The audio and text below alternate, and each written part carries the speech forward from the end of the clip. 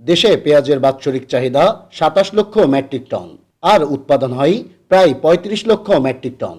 এরপরেও সংরক্ষণের অভাবে প্রতি বছর ১০ লক্ষ মেট্রিক টন পেঁয়াজ আমদানি করতে হয় চাহিদা পূরণে।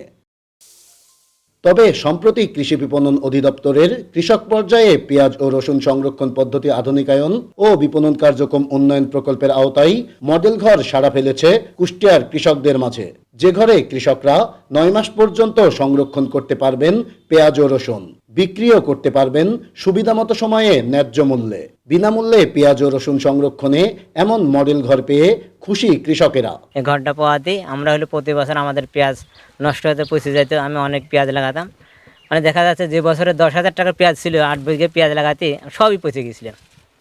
আমি অনেক ক্ষতিগ্রস্ত ছিলাম। এই ঘরটা পাওয়াতে এখন আমার ইনশাল্লাহ ভালো। যখন বাজারে প্রথম ছিল ৭০০ টাকা, এখন আমরা এই সংরক্ষণ করার কারণে এখন আমরা ২০০০, ২১০০ বা ১৮০০ টাকা বেচতে পারতে, এতে আমরা অনেক উপকৃত হয়েছি। আর পেঁয়াজের ভিতরকার অবস্থা এত সুন্দর যে একটা পেঁয়াজে কোনো পছন্দ নেই, কোনো গড়ি নেই, গরমের সুন্দর পরিবেশের হয়েছে।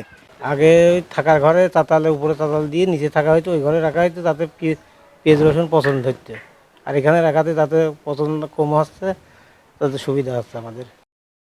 বাড়ির আঙিনায় মাত্র ১% জমিতে টিন বাঁশ লোহা দিয়ে তৈরি করা হচ্ছে এসব মডেল ঘর, যাতে রয়েছে ৬টি তাপ নিয়ন্ত্রণ ফ্যান ও ৩ স্তরের মাচা, যেখানে সংরক্ষণ করা যায় ৩৫০ থেকে ৪০০ মন পেঁয়াজ। কৃষকরা বলছেন, প্রতিটি জেলা উপজেলায় এ উদ্যোগ ছড়িয়ে দিতে পারলে উপকৃত হবেন প্রান্তিক কৃষকেরা।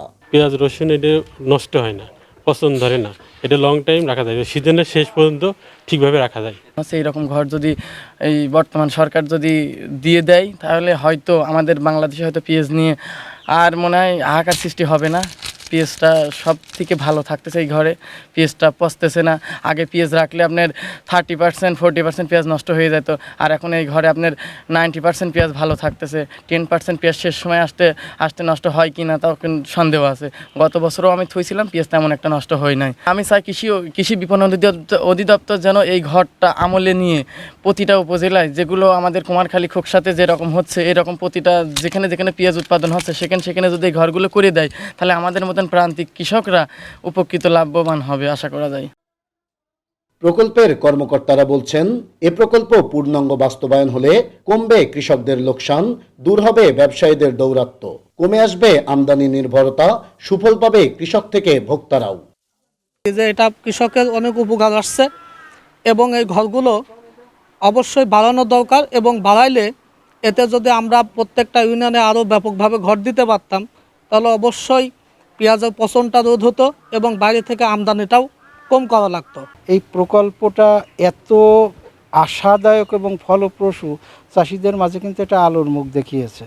এবং আমাদের এই যে পেঁয়াজ, এখন ভারতীয় পেঁয়াজ আসছে না, তারপরেও কিন্তু আমরা সেলফ সাফিসিয়েন্সিতে রয়ে গিয়েছি। এই ডিপার্টমেন্টের যে কার্যক্রমগুলো আছে আমরা সফলভাবে বাস্তবায়ন করে দেশের এককভাবে যেমন চাষিদের স্বার্থ সংরক্ষণ করব, তেমনি আমাদের ভোক্তারা যাতে উপকৃত হয় সে কাজটাও করব।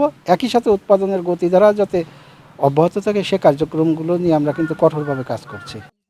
এ প্রকল্পের আওতায় জেলার কুমারখালী ও খোকসা উপজেলায় ইতিমধ্যে নির্মাণ করা হয়েছে ৩৫টি পেঁয়াজ ও রসুন সংরক্ষণের মডেল ঘর। আগামীতে এই ঘরের সংখ্যা আরও বাড়বে বলে জানিয়েছে সংশ্লিষ্টরা। নাইদা সান্তিতাস, দেশ টিভি, কুষ্টিয়া।